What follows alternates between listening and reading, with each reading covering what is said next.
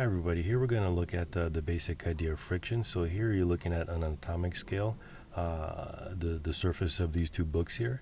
So before you put them into contact, notice that you can move them back and forth, but nothing's happening. So all your energy is going into just moving the book back and forth. But now if you put the two books in contact and you do that, notice that the temperature rises. So what that means is that some of your energy is getting lost. Some of your effort that you're doing to slide the books back and forth is being lost as heat, and you can see there that the temperature increases. So on an atomic scale, what friction is, it's the contact between the atoms of two materials that cause them to stick together. And as they do, they resist one another's motion. And there, that causes the temperature of the two objects to rise, just like when you rub your hands together when it's cold.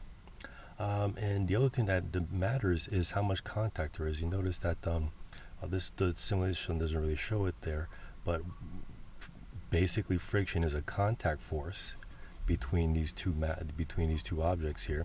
So because of that, friction is going to depend on, first of all, how rough these two surfaces are.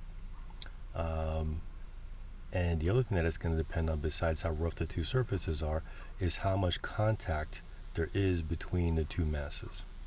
So in that case, friction will depend on two things. It's going to depend on the roughness of the surface, which is going to be the coefficient of friction. And the other thing that it will depend on is how much contact there is. Is it just half the books that are in contact, or is it the entire book that's in contact?